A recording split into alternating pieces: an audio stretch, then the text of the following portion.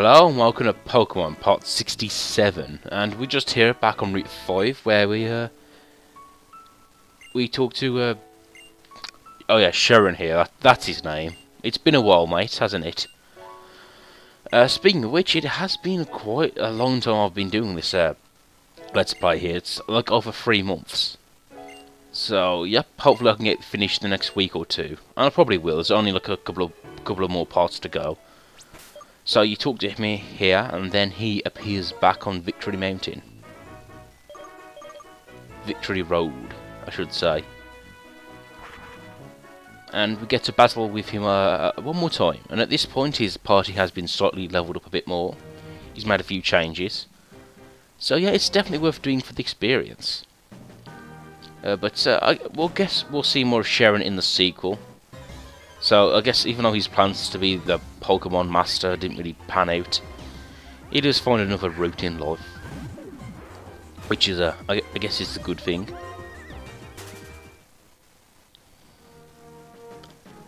So if you battle him here once and then come back at a later date, you can battle him again every so often.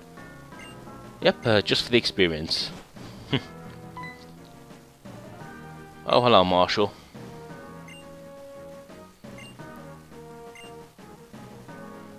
Oh, and he has got a lovely inspirational message for us. You know, don't try and be the best, try and beat your previous attempt and you'll better yourself or whatever.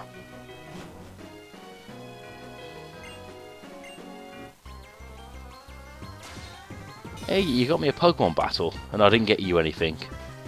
Oh, well, that's okay, Sharon. I'm sure I could pull a big ass whooping out of my bag here. Okay, first off, he starts off with his Leopard again. And I guess a big change to his team is that he now has a Gigalith and a Haxorus. And I can't really remember what other Pokemon he had on his team before. Then again, I don't think he did. I think he always had like 4 Pokemon on him. Farewell, Leopard. And Hammer-On is just a really good attack for a Darmanian. Now again we meet Ganonpork here, who again should be a Fire Dark type, but he's meant to be based off the character of Pig from Journey to the West, which is why he's a martial arts guy. And in Japan, Dark type does essentially mean evil type. So I do wonder if we'll have a Dark starter. But anyway, because you know, would they let the player? Would they give the player like a Dark Pokemon as a starter, if it's meant to be like the evil type? Is Simisage the best designed out of the, I'd say the Sage. The Sage trio of monkeys. Look at him, he's got a mohawk, he looks fantastic. That and Simipour and Simi-Cia, I think they look a bit silly. With their silly little haircuts and their silly little poses. Gigalith, not much to say about this guy, he's a big rock type. Yeah, still, I don't want to send out my flying type against him.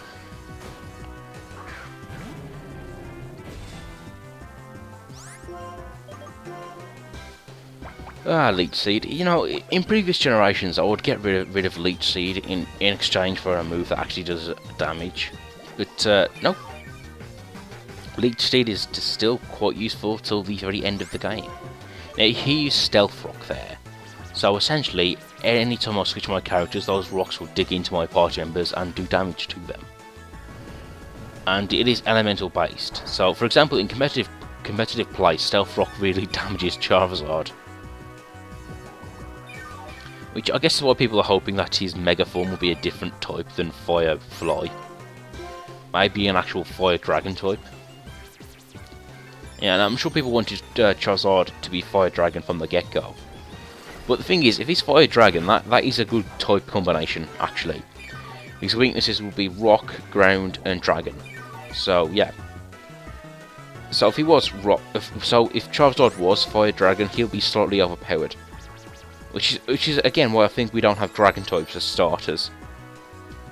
But then again, now that I've balanced out with fairy types, that will probably be less of an issue. And also people thought Cumberbatch should be a dragon grass type or whatever. Which I'm not sure would actually overpower him, because that would give him a 4 times weakness to ice. It would remove his weakness to fire though. So actually, yeah, that could have worked.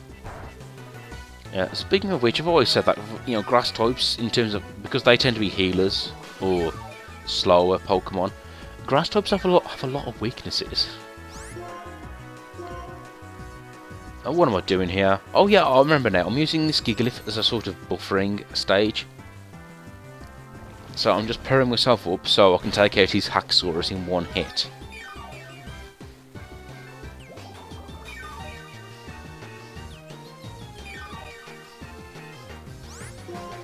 Come on, Gigalith. I can do this all day. Of course, his name Gigalith, it's kind of obvious. It means Giga as in 1,000, I think. Or, you know, big. Giga. And Lith as in, like, monolith or whatever. He's a big rock.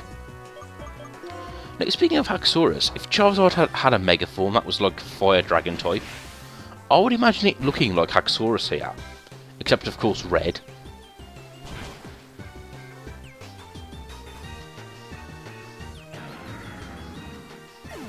But, yep, down he goes.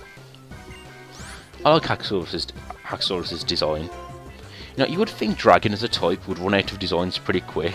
You know, considering they all have to be dragons. But, you know, you can have big dragons, scary dragons, elegant looking dragons, lizard dragons. Yeah. Essentially, you can have a whole different range of different types of reptiles. Unpheasant, and yep, down he goes. And yep, that's this party gone with. I thought there might be one more, but I guess what happens is the enemy AI sort of switches up their party members. So I guess it does show the improvement. Yes, we'll always be friends, which is why I don't appear in the sequel. You didn't stay in touch, Sharon? But anyway, back to where am I going now? Oh yes, Lacusa Nosa Town, because I'm gonna catch me a legendary Pokemon.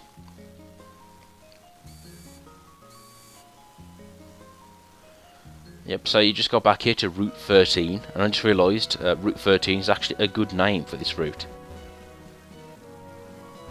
Now, in previous games, you had Pokemon does have this pattern of having 2 legendaries and like a 3rd one. In the 3rd generation, it was Kyurem and Groudon, and then it was Rayquaza. In the 4th generation, it was Dalgia, Palkia, and Giratina, who. I've played a bit of Pokemon Platinum, and essentially Giratina is Cthulhu, which I actually really like. But anyway, like I was saying, this will be the... Actually, I guess this Pokemon is in the spirit of a Giratina. It's kind of like the 3rd in the trio. And whereas, you know, with Dalgia and Palkia, one represents yin and yang, and each, and also one represents ideals and one represents truth. Can't remember which one. I think Zekrom represents truth and Reshiram represents ideals. Or, you know, swap those around if you know better. But this Pokemon, Kyurem, actually I'm gonna look up his name because yeah, this represents I'm getting confused here when I really shouldn't. How do you pronounce that? Kyurem? Kyurem? I don't know how to pronounce it, I really am stuck. Kyurem. Anyway, this Pokemon represents nothingness. If, you know, one dragon is the other. If one dragon is one dragon is the other, this is neither. It's nothingness. And speaking of nothingness, that's actually I would say a quite impossible concept in terms of physics. Because obviously you would think empty space would be nothing, but no, that's technically something. And that's something physicists have a hard time working out or playing what it would look like. Because imagine nothing. You would imagine absolute nothing. No light, no. Let me see. No space, no time, no light. Just absolute nothing. I can't even describe it. Like if you closed your eyes and imagine nothingness as a black void, that actually wouldn't be nothing. Anyway, I've gone off on quite a tangent here of me. Ooh, TM Ice Beam. Very good move. In fact, it's really a must-have in most Pokemon games. In fact, I would say it is, because a lot of the time they do throw a Dragon type at you, and Ice beats Dragon. But, yeah. We'll meet this Pokemon of nothingness in a short while. But first we explore the chasm here, and this is the best place to catch a Ditto, which you can obviously use for breeding purposes, and also trade it for a Rotom. But before we head on and capture the legendary Pokemon, I just want to, you know, have a quick look around and get these items here. Now, I was saying before that this legendary Pokemon represents nothingness, and it takes place in a crater, which is very apt. And quite clever, because it's like, what environment would you need to represent nothingness? Because you can't have just like a nothingness environment, but so they use a crater to represent it. Which, again, yeah, it's really quite clever of you guys.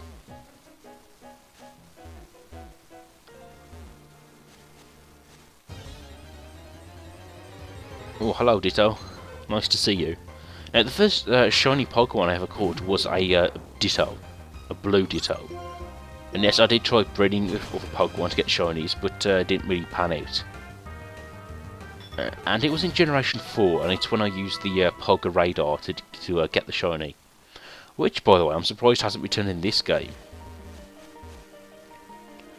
I guess if we want shinies, we'll have to rely on pure blind luck. Speaking of shinies, you know, so some of them do look cool, but a lot of them just look a bit, yeah, a bit discoloured to me. Oh, hello, Soul Rock. He's a Soul Rock.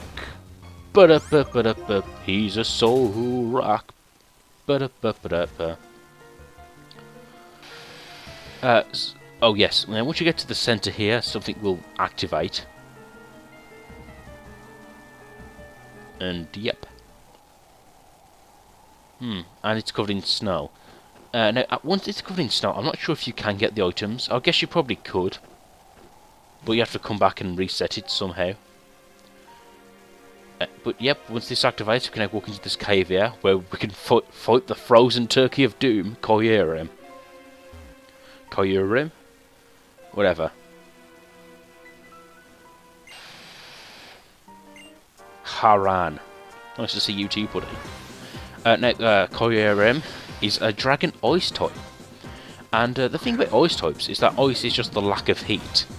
So, in a sense, it's not like an element you can shoot at people. Like, well, you can, but anyway.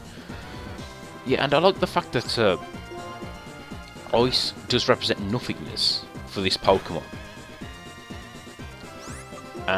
And he is a dragon ice type, which sounds like a really cool type combination. But for a start, he's not weak against ice attacks.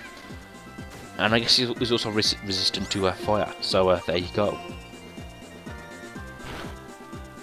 Well, he's not resistant to fire, he does normal damage, but whoa, watch out, Web. Yeah, probably a bit slightly under-leveled for this capture here. Now here's the thing, when I imagine like a dragon ice type, I imagine it to be sort of elegant. Yeah, kind of like Falcor from Neverending Story. But this guy, he's kind of mean looking, and I guess that's the point of him. Now in Pokemon Black and White 2, he can merge with Zekrom and Reshiram and get like you can have like a white Kyurem and a black Kyurem. And yeah, I'm sure they're good Pokemon to use, but I don't like the designs of those two forms. They look really over-designed. Like you look at Black Kyurem, and he's made of like blue bits and black bits and grey bits. It looks a bit messy to me.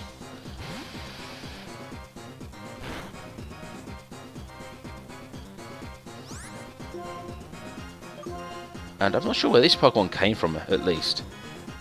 I mean, I guess Zekrom and Reshiram split, and this guy was sort of left over. He is called the Boundary Pokemon. And there was some rumours that before Black and White 2 came out, this guy would appear on the 3rd edition of Generation 5. And it would be called Pokemon Grey. And yeah, I knew from the get-go they wouldn't release Pokemon Grey. It just... because it's called Pokemon Grey, it's not really a fun, upbeat title. I don't know, maybe they could have called it Pokemon Void. In fact, they could have had like a transparent case, or whatever.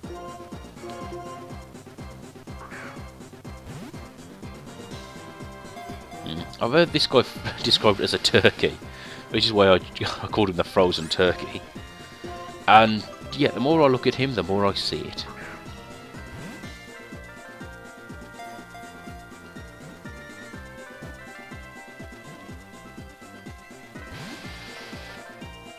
And yep, now that I've lowered his accuracy, and oh, that's a powerful move, but yep, I lowered his accuracy and his stats, and it just comes to a case of throwing Pokeballs at the guy now.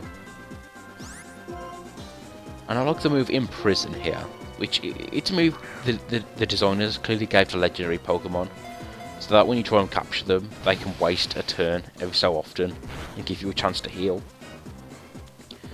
Good thinking, Pokemon. And also, I like the move Endeavour, because it doesn't kill you immediately. You know, if he had a quick attack, we could be in trouble.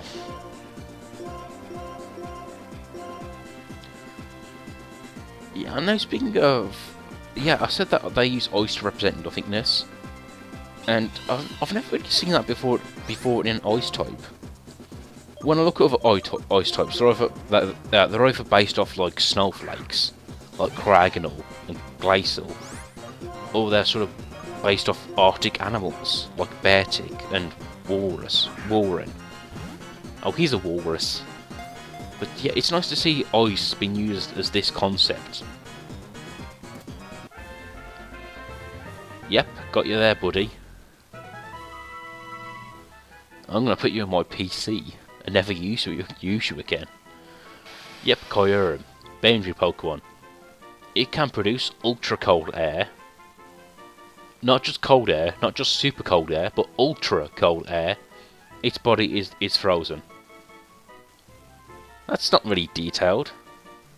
It's cold. Oh, I didn't look up any trivia on him. Oh well.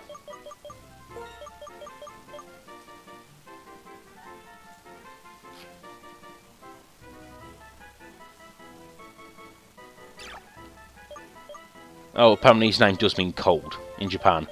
And I want to call him Bruce Willis because I called the other dragon Schwarzenegger, so it's got kind of an action hero theme to it.